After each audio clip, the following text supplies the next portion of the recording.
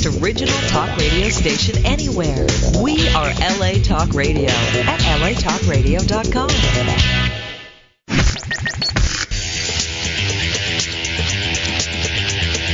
You're listening to Question Reality. Question Reality with Priscilla Leona. Priscilla Leona. Only on LA Talk Radio.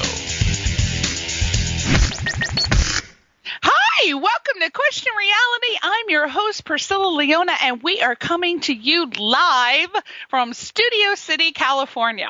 Our show is broadcast every Sunday from 5 p.m. to 5:50 p.m. Pacific Standard Time. If this is your first time tuning in, our show will help you question your career reality. Now, this show is for you if you were, are, or might be considering a career in the entertainment industry. And our guests will provide advice and resource information on how and what it takes to successfully pursue a career in show business. Our guests work in various professions of the entertainment industry, so that means that we'll definitely have someone on the show sooner or later from a career that you're interested.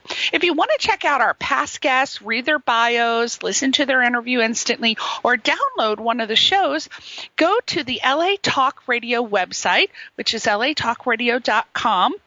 You're on there now if you're listening to us live, little clue. Click on the link at the top of the website that says Channel 1. You scroll down and you look for the graphic of our show, Question Reality. Click the link, and this takes you directly to our archive page where you can view a whole list of our past guests. And our shows are also available for download on iTunes, and we're under the podcast section. So you just go to the podcast section, type in Question Reality Radio in the search box, and there we are. And if you want to find out about our future guests, you want to go to our official Question Reality website, and that address is questionrealityshow.com. questionrealityshow.com. Now, as always, our guests are fantastic, terrific, supercalifragilisticexpialidocious. I don't even know what that means, but it sounds good. But today, I love this guest. He's been on before, and we had emails to bring him back. Now, of course, people want to ask questions, and unfortunately, I'm not set up to, have people calling in and asking, is my mother with me? Is my dog Trixie in the house? I can't do it. But we are going to ask him some questions today, and hopefully it will be just as enjoyable. And maybe you can contact him directly, and he'll be able to tell you about all of your loved ones or whatever questions that you may have that he can answer. His name is William Constantine. And while I'm going into my wonderful advertisements, you can check out his website. And his website is psychicwilliamconstantine.com. psychicwilliamconstantine.com. Now, if you listen to my show, you should always have a pen and paper ready, because I'm always starting the show with wonderful workshops and classes or events that you can go to that are free or at a very nominal cost that's going to help you pursue your career. These are tools and things that you really, really, really, really need. So let's start off with this is something that a lot of people said, hey, I want to get into the voiceover business. Who do I go to? What do I do?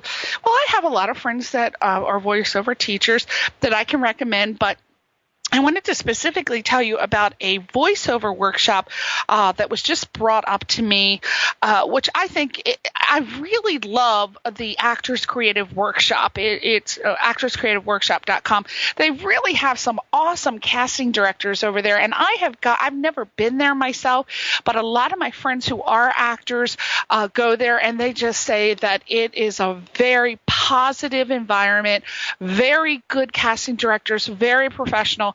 So I tend to gravitate towards advertising them because I get constant feedback that's very positive. So this is a voiceover workshop if you want to join the ranks of working actors that have made voiceover work their bread and butter, which a lot of them have, very interesting. I want to digress for a minute.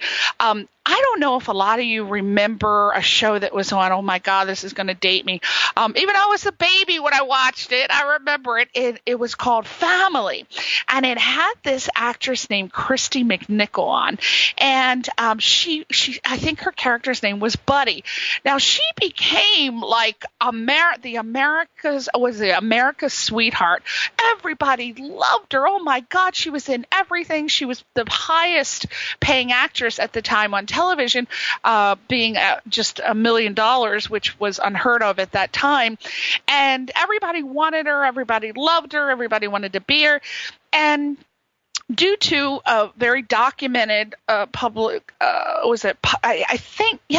this isn't private, this was public. Yeah, it came out later on, years later, that she suffered from being bipolar, and then she eventually quit acting in 1995. She did not show up for years and years and years because of the illness that she suffers. Well, she got back into acting doing voiceovers, and not that she needs the money, because she is a very intelligent woman and invested very well in real estate, but she loves doing voiceovers because she says you can get the same satisfaction of being an actor, but it's just so much more private, and you can wear anything, and you don't have to wear makeup, and you can wear what you want, and it pays very well. And I want you people to keep this in mind. As an actor, don't limit yourself by just being seen. There are many, many, many, many opportunities for voiceover actors, and you do have to take a workshop. I do have to tell you that there is extensive training involved. It is a little costly, but in the end, you'll get really good work, and it will pay off because they're paid very well, and the convenience, it's just amazing. So there is a workshop coming up, and it is going to be basically, this class is meant to demystify the path to getting consistent voiceover work. And this is going to be done by casting director, producer, manager, Cheryl Lynn Carter. And it's coming up on Saturday, starting April 2nd, April 9th, April 16th, and April 23rd. And the class starts at 4 p.m., and it's going to be at 2703 West Olive Avenue in Burbank. 2703 West Olive Avenue in Burbank. And it's a 4-week session, and it's a really low price. Believe me, for a voiceover class, $225. That is low. For those of you who have checked out voiceover classes, you know that this is a really low price. So if you want to register or check it out, you want to go to email you register by emailing info@actorscreativeworkshop.com, actorscreativeworkshop.com, or you can go to their website directly, actorscreativeworkshop.com, and you can find out more. Just a little bit, I'm going to run just a little bit through Cheryl's bio. She has produced and cast hundreds of television commercials, including Super Bowl ads, radio interactive spots with advertising agencies in Los Angeles for 14 years. And before then she branched out on her own, and she's with Precision Talent, and she produces audio, coaches voiceover talent, and she casts for commercial projects. So she's also the founder and the president of Precision Talent Voiceover Management, and her company,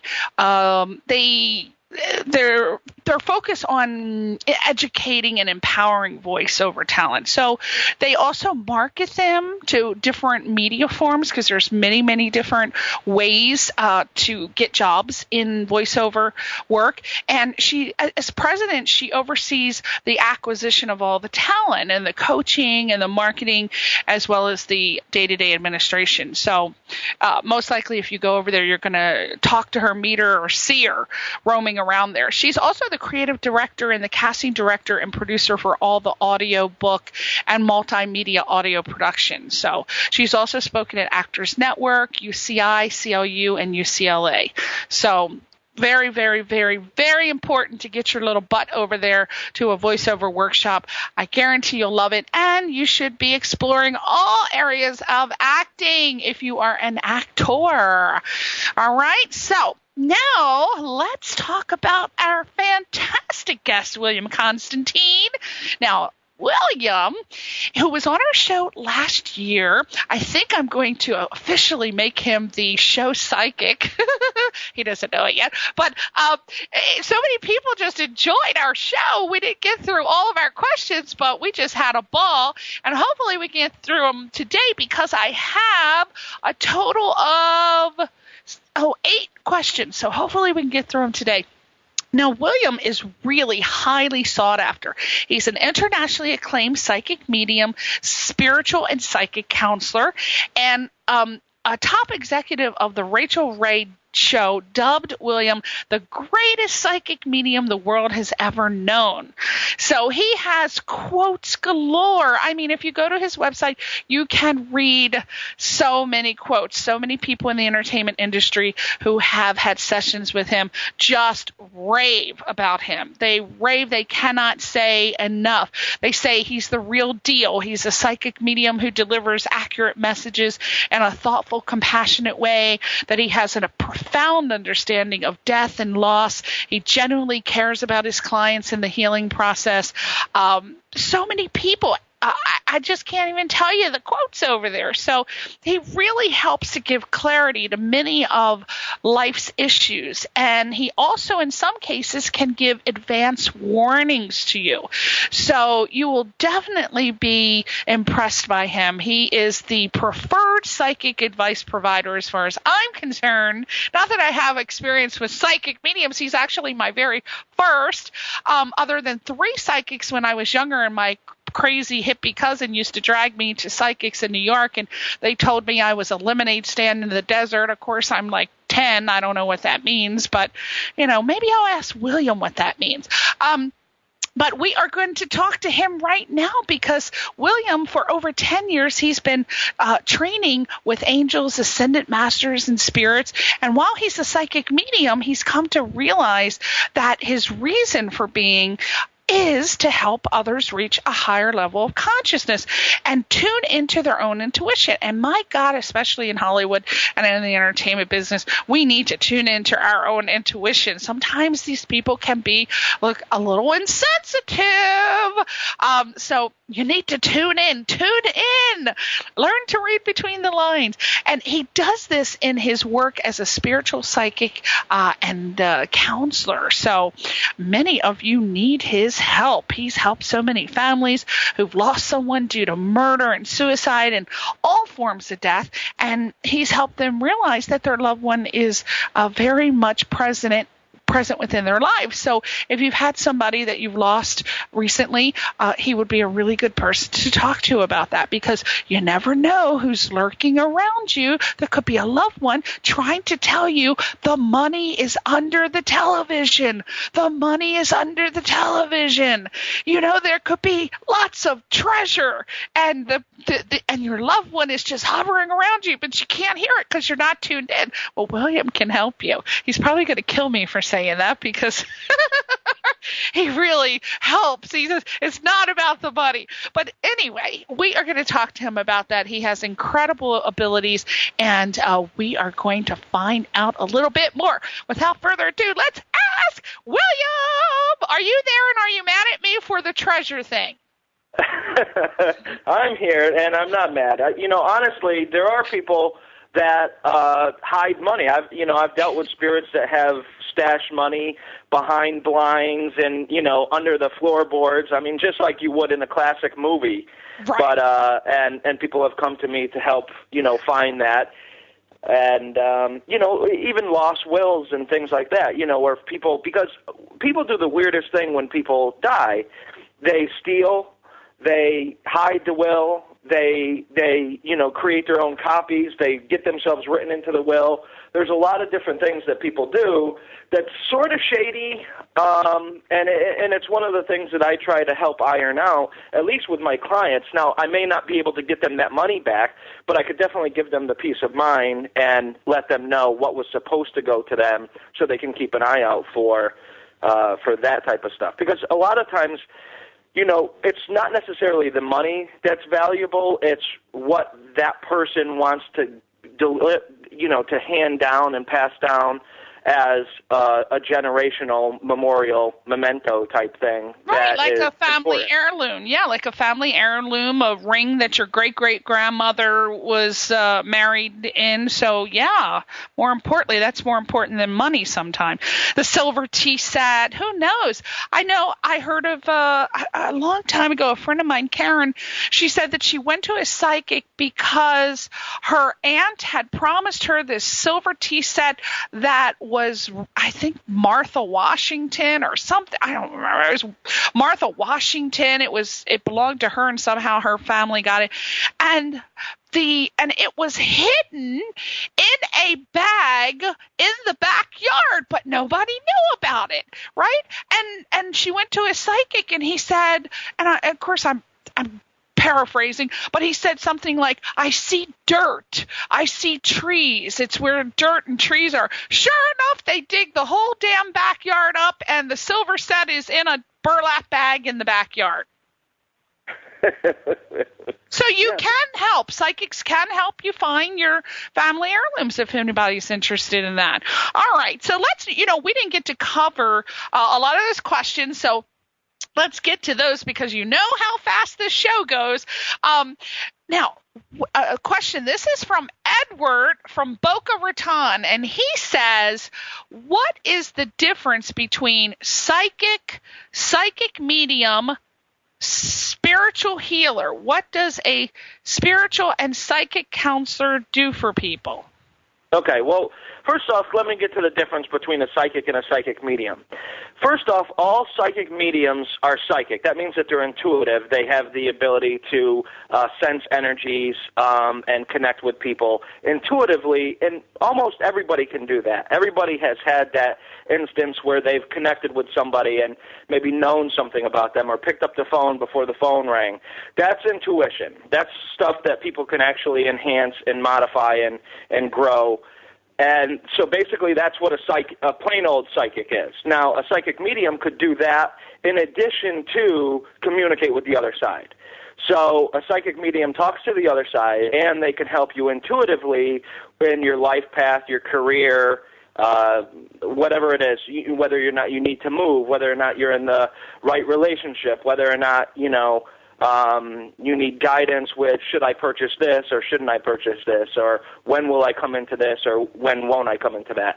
And just a regular psychic pretty much is more just intuitive, and they just pick up on energies, a person's energy that's around them, because everybody has energy, and they read that energy, and it gives them some type of a guideline as to where this person is going. How I do it is I really see a series of possibilities that could happen, and based on the decisions that you've made already, I accurately predict where you might be going in the future. Now, here's the thing with just a regular psychic reading or a regular intuitive reading. Once you know your future, you have the power to change it. So that's a plus, but it's also a benefit, it's also a hindrance, actually, for the psychic, because now what they've done is, now that you have the power to change it, you can change, in effect, your future and make me look like I was incorrect, which is why I like talking to the other side, because the other side gives me proof. They give me evidential validations that people can affirm at that particular point in time. So they know instantaneously that I'm legitimate, rather than having to wait to see if my timeline was right, or if this particular thing was right, or if that particular thing was right. But I mean, I've been right on predicting deaths, predicting the president, before Obama even was a thought in anybody's mind as the president. Years before that, I was on another radio show, and I had predicted that an African-American male and a white woman would run for presidency. and that the African American would be the president. And case in point, Hillary and Obama run, and here we are with Obama as the president. Wow. So there's lots of little things like that go on. I mean, you could predict the sex of a baby, just having a pregnancy. A lot of people come to me for that because for some reason we're in a world where people feel like they're infertile, and it's not necessarily that. A lot of times it's a lot of emotional duress or some other reason why the pregnancy hasn't necessarily taken hold or why they've maybe miscarried. And so this is stuff that I really help with them, not only in the intuitive session, but in the spiritual healing aspect of it, because I really believe that no matter what line of work you're in, if you're in the holistic modality, you're really out there to help people. And even actors, actresses, people in the entertainment profession, they really get into it not for their paycheck, although that's a plus, but they get into it to be able to entertain people and to help people and to inspire people. There's lots of different reasons why people do what they do, but a spiritual healer, as the question is somebody who is able to, we'll say, manipulate energy by sending a higher vibrational energy, through the airwaves, we'll call them, and, basically heal a person's ailment. I also believe that a person has the ability to heal themselves just by shifting their thinking, because a lot of illness or a lot of dis-ease is just that. It's something where dis-ease manifests in the body through negative thinking or, some unreleased emotional barrier that happened, or maybe an experience that you haven't let go of and you're holding on to, because a lot of people in today's society, they have an issue with offering forgiveness, and when you don't do that, you not only become a victim, but so does the person that you're not forgiving, because for some reason we feel like this person is not deserving of my forgiveness. Well, everybody is. And I speak from experience because, I spent years being molested. My mom had done loads of bad stuff to me, and I still forgave her before she passed away. And I really think that most people, they really rob themselves of the richness that forgiveness can offer and bring into their life. I absolutely agree. And because the longer you carry, what I have found is the longer you carry around anger for something that was done to you, it always seems like you're carrying around a bag of luggage. Your heart never feels completely light, and you are always exhibiting what I like to call surface emotion, because I think that there's surface emotion that you react to with other people, what they say to you that might remind you of what your mother did to you or what somebody has done to you. And then there's the inner emotion, which is what is causing you to feel that way. So just letting it go, I just find is so much easier, but it is easier said than done, because I'm Irish, so we're very hot-tempered. And well, yeah, but at the same hard, time, But take that bag of luggage and times it by a year, times it by 4 years, times it by 5 years, times it by 10 years. After 10 years of carrying it around, it's pretty darn heavy. Yeah. And I guarantee that you've added more bags of luggage on top of that. And so now you continue to go through life with all these different, and this is why you see people in today's society hunched over, not necessarily feeling well. Cancer is on the rise. You have lots of stuff that's going on because of the fact that they haven't released certain issues that have happened within, their own life experiences. True. So that's a huge aspect to it. Now, as far as easier said than done, that's a cop-out. That's, again, the same person who doesn't want to, they don't feel like this person is worthy of forgiveness. Let me tell you something about Christ, the real Christ, is that he forgave before he was ever sinned against.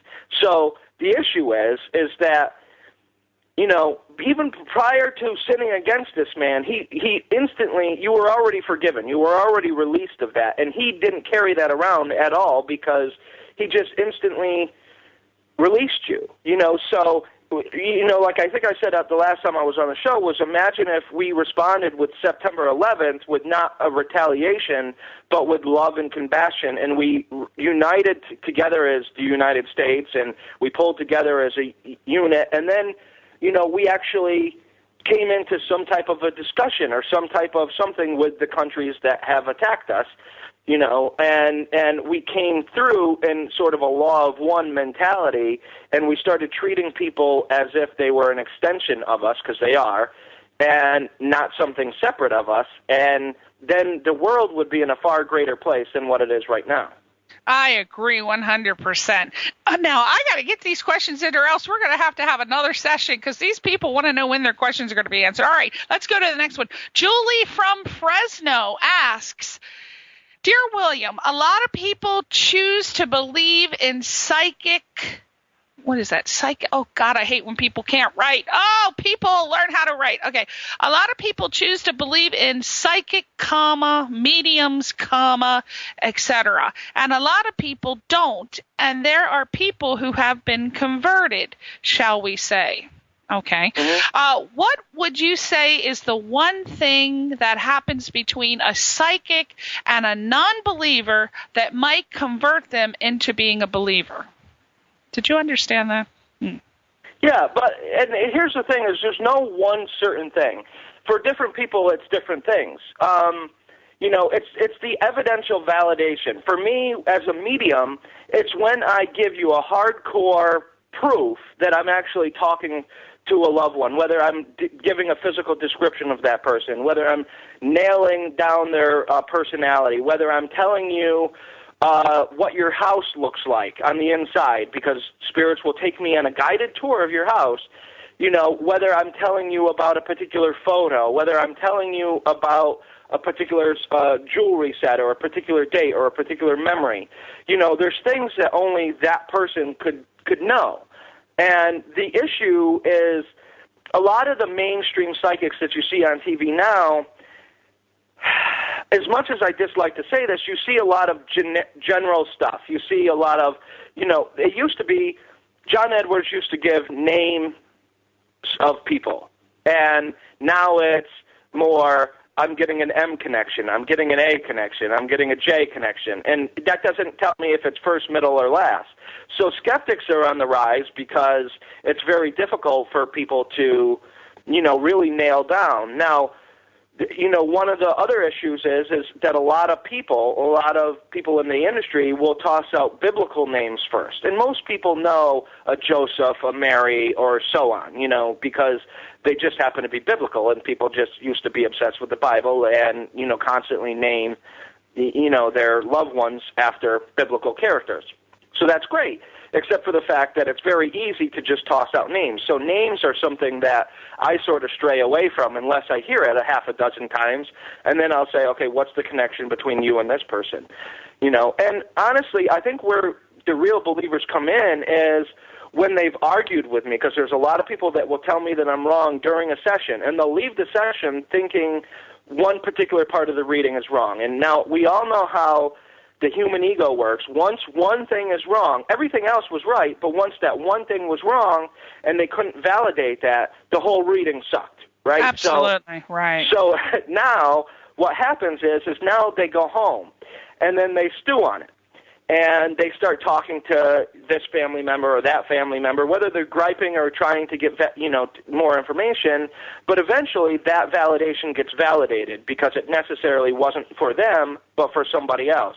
And what happens is then I get an email or a phone call and says, you know what, William, you were 100% correct. I just didn't understand the message. I wasn't around at this time that this person was alive. Because let me tell you, spirits, they'll come. I've talked to people that were ancestors of ancestors, and people had to find this type of stuff out. I've helped people, with their family trees and so on and so forth. There's a lot of different stuff that mediums are, good for. So it's, I think it differs on person to person.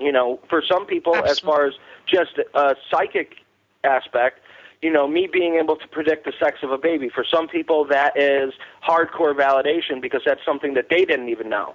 Right. Until they went and had that ultrasound, and then all of a sudden now they know what the sex of the baby is. For some people, it's just me predicting a pregnancy or predicting an engagement or whatever that happens, and suddenly now they begin to believe because they've experienced it. Most skeptics haven't experienced an authentic psychic.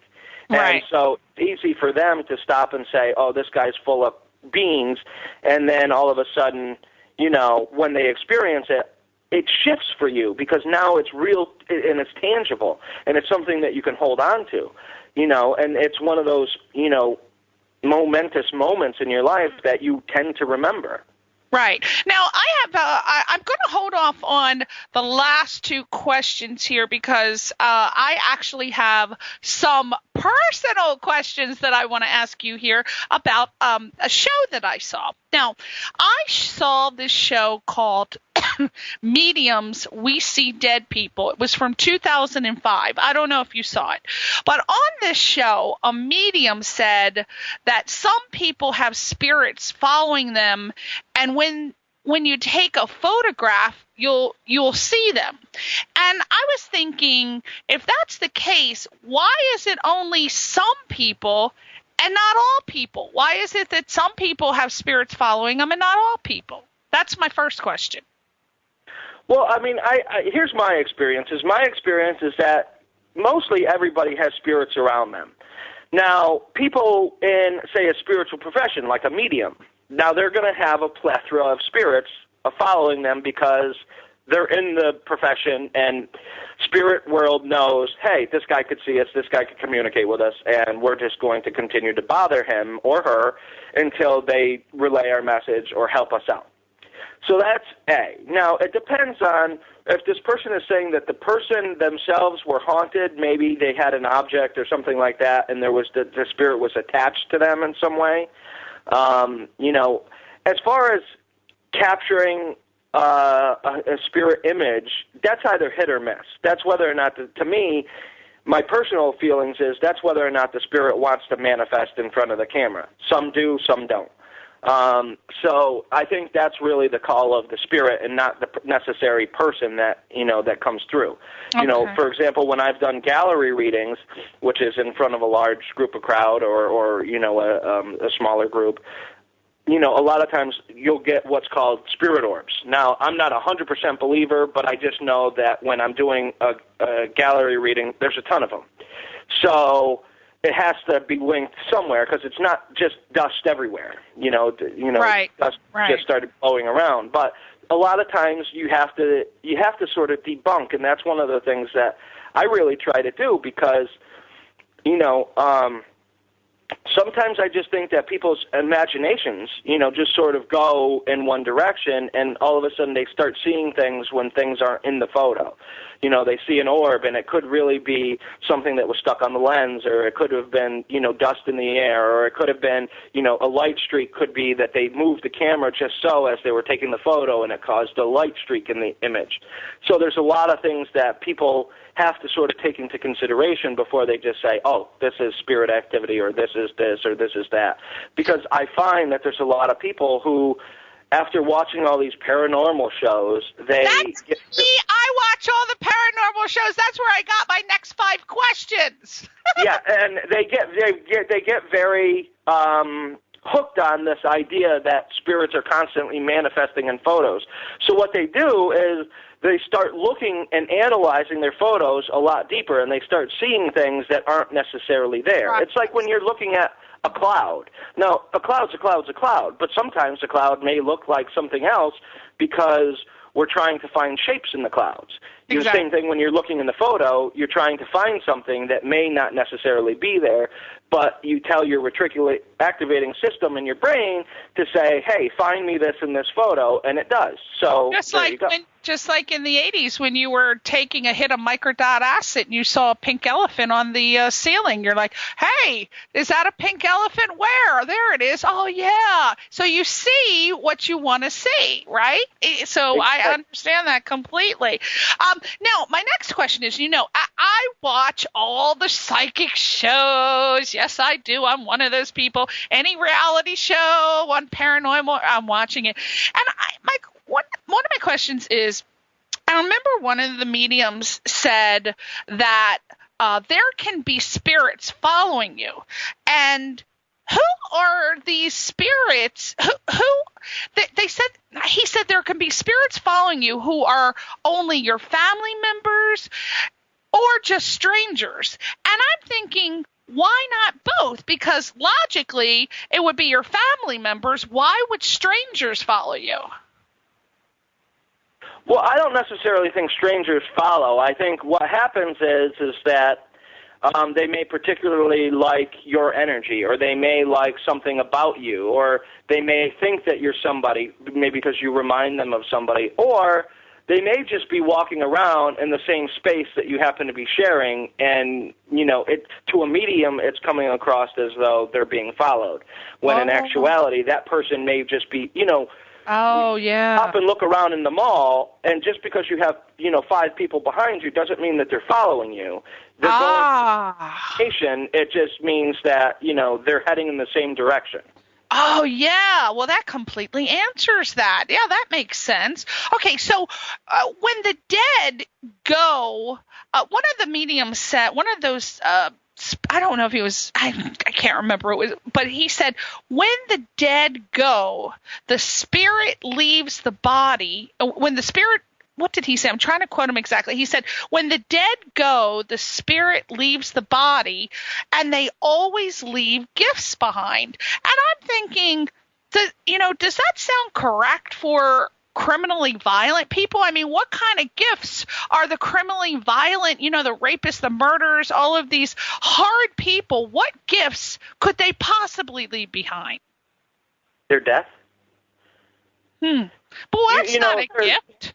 Well, it is to the person, whoever they killed, or the family. It's releasing the family. Here's the thing: is I believe that we all exist within God consciousness, right? So that we're neither born nor do we die. That, and science is backing it up through quantum physics and quantum theory. And so that's a whole different topic in and of itself. But the issue is that when the spirit leaves this physical body, which is just energy vibrating at a lower level, causing a physical mass to appear, and really it's interference in the 0-point field if you get into quantum physics and quantum theory. But the issue is that when the spirit leaves the body, it goes on its, back into recycled consciousness, I guess you can call it. And that's where the mediums tap in. As far as leaving gifts, I don't know. I mean, I worked at a retirement home at one point in time when I was younger, and I had to watch somebody die, and I didn't see things falling behind them, diamond rings and presents and all sorts of stuff. I mean, I didn't see that. I don't think he meant that literally. That's what I just meant. What kind of gifts could I don't know what kind of. Well, and I think what it is I think it's the ultimate forgiveness that could then happen. If you were betrayed by somebody, a lot of times when, say something happened to you, and I liked your first answer when you said that. I said, what kind of gift could a criminally violent person leave behind? Yeah. And you said their death. And that would be a gift to someone who was executed on death row for a horrible crime. So that would be a gift to finally get the relief. So I'm gonna go with that answer and move on to the next one. This is like spiritual jeopardy. I like this. Yeah, I really like spiritual jeopardy. I did. Oh, now see, that's another show. That's why you're getting the Jeopardy feeling, because I'm a Jeopardy fan every day at 7. Okay, so why do you think so many people seek mediums for counseling rather than go for traditional counseling? Because we're better. And the reason why I'm going to say that we're better, and that's not an ego thing. Because I think they're like $4.50 an hour. So. Well, here's the deal. As a medium, an authentic medium can provide you closure. In other words, they give you an opportunity to talk to somebody who maybe it was your departed dad or a mom that you didn't necessarily, you weren't able to get to the actual bedside before they died. Maybe you were out of the country and you never really had those last words. Those last words mean a lot to a lot of people. So being able to get that closure, a normal therapist cannot give you that. They could talk to you in circles, but until you're willing to help yourself, a therapist cannot help you. As a medium, I could get through walls and barriers that you have up and actually touch you, the person, and help you from the inside out.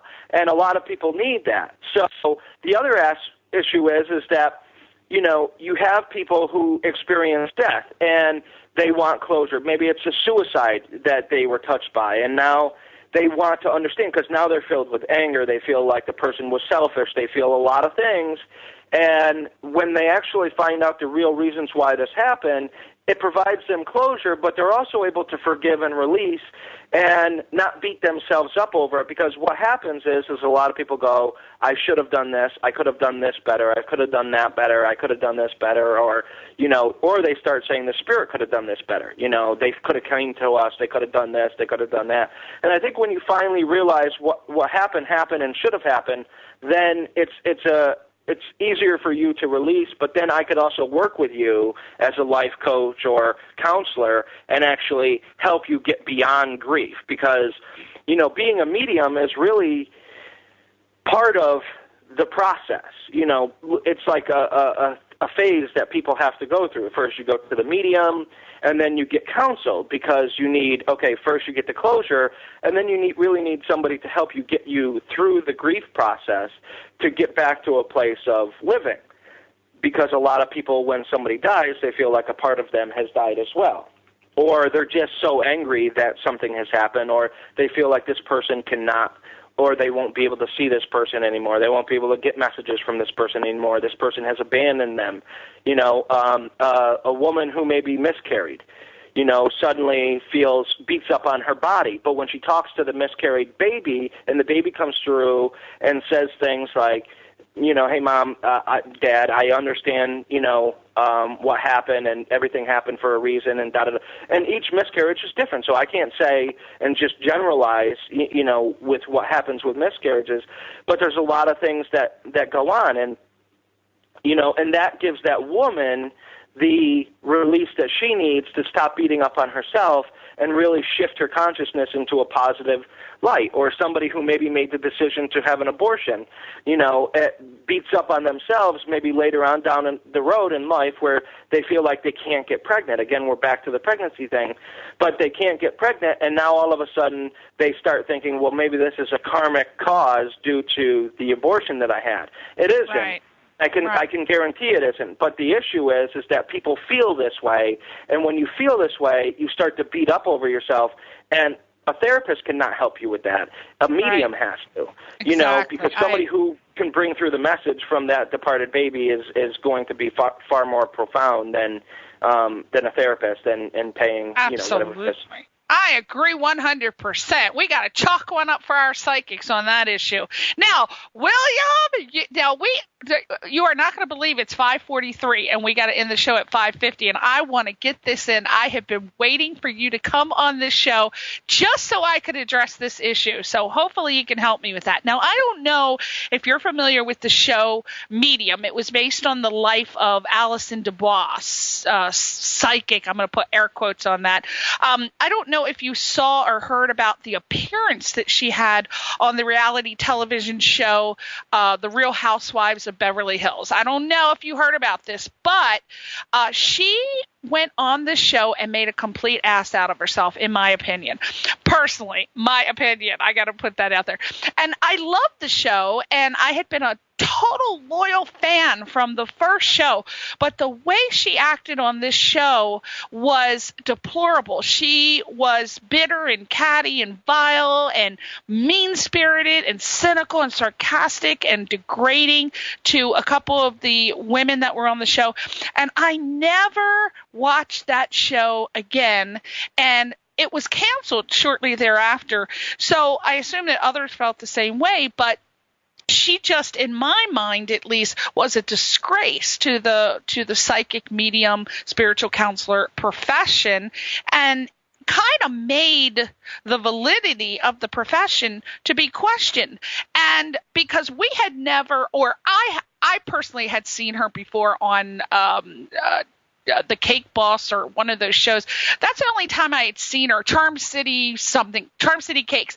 And she seemed nice, but many people knew the name Alison Dubois from the show, and we love Patricia Arquette. So Alison Dubois in our minds became Patricia Arquette. But when we saw the real Alison Dubois, who's supposed to be the most recognized name as a psychic, and the way she carried on, smoking that damn electric cigarette and carrying on like a moron. She was like a rabid rat going after these women. She just totally made it seem like, I don't know, she did something to the profession. A lot of people have commented on it, and a lot of people have like a kind of a negative thoughts towards psychic. They're like, well, how many other people are putting up their social face, and they're really like that? What are your thoughts on that whole Alison Dubois thing that happened? Well, I mean, I wrote a blog about the whole thing because I didn't get to see the show. I actually had to YouTube it to figure out what the heck are people talking about, right? Because they're talking. Now, the issue is that Allison was drinking, right? And heavily. Not to defend Allison, but we've all said things when we were drinking that we didn't necessarily mean to say.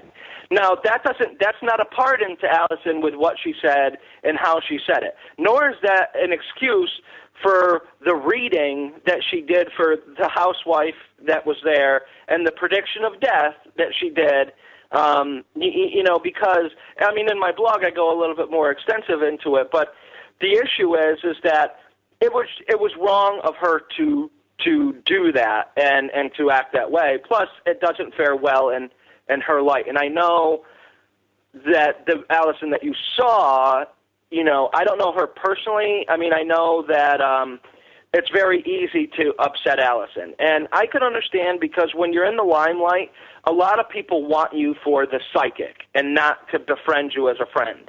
And that happens to me regardless. A lot of people will befriend me, and then they call me and ask me all these psychic questions. Oh. When will this happen for me? When am I going to get there? So can you talk? Is my mom around? Is this person around? Is that person around? So I guarantee that somebody like Allison or John Edwards or Sylvia Brown or James Van Prague, I guarantee they get this too.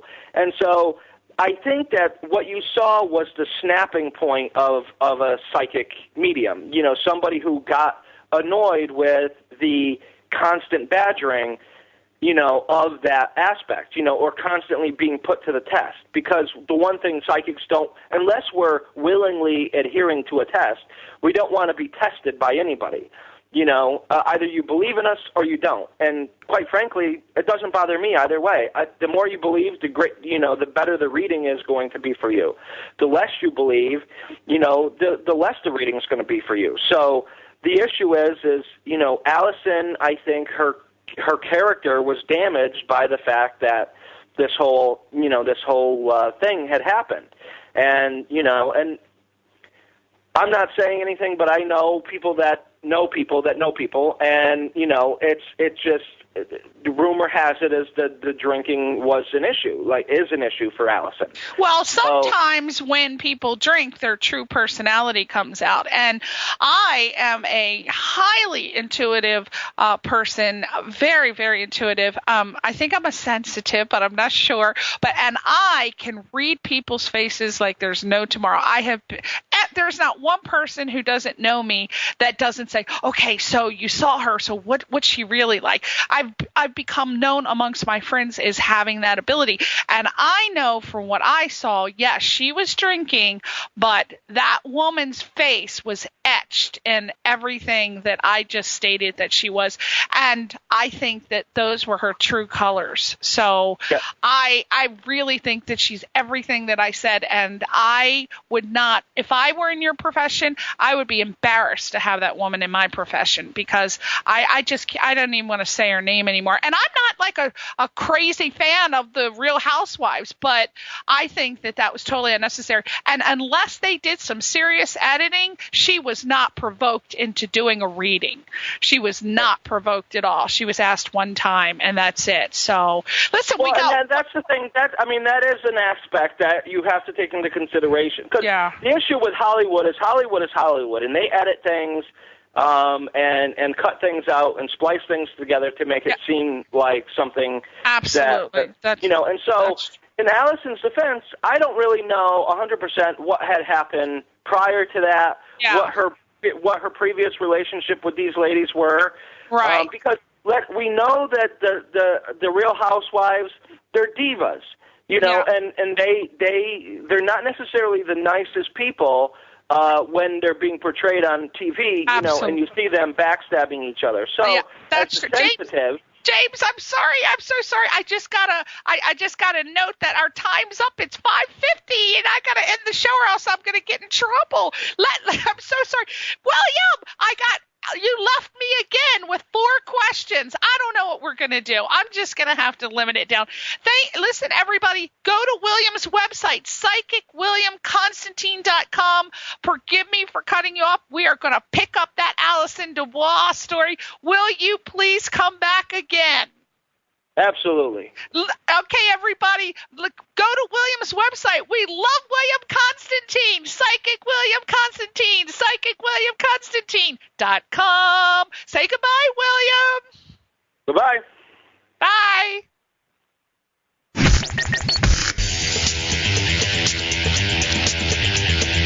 You're listening to Question Reality. Question Reality with Priscilla Leona. Only on LA Talk Radio.